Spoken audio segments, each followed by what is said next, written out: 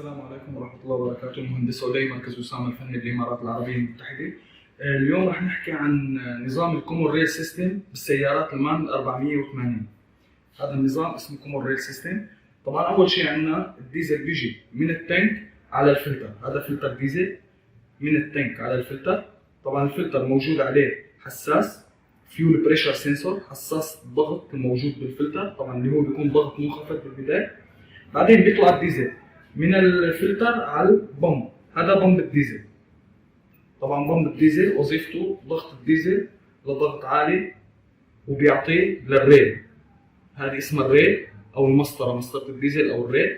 طبعا بيكون الضغط فيها ثابت بكل الاماكن، الضغط ثابت بكل الاماكن موجوده بالمسطره. طبعا البمب عليه سولونايد اسمه ام بروب سولونايد فالف. هذا الام بروب وظيفته بيفتح وبيسكر حسب الضغط المطلوب منه بالمسطره، بيفتح وبيسكر حسب الضغط المطلوب منه بالمسطره، يعني بيعطي ديزل زياده ولا شوي حسب المسطره هي شو بدها. طبعا موجود على المسطره او على الريل سنسور اسمه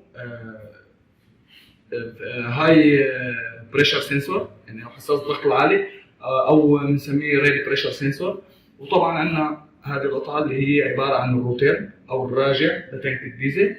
طبعا بعدين بيطلع الديزل من المسطره على المواسير، من المواسير على الانجكتورات او على البخاخات. طبعا المواسير مصممه بطريقه معينه او بهذا الشكل مثل ما احنا شايفين مشان تحافظ على الضغط ثابت على الانجكتورات كلياتها. اذا من التانك على الفلتر، من الفلتر على البمب، من البمب على الريل، من الريل على المواسير، وبعدين على الانجكتورات. وشكرا.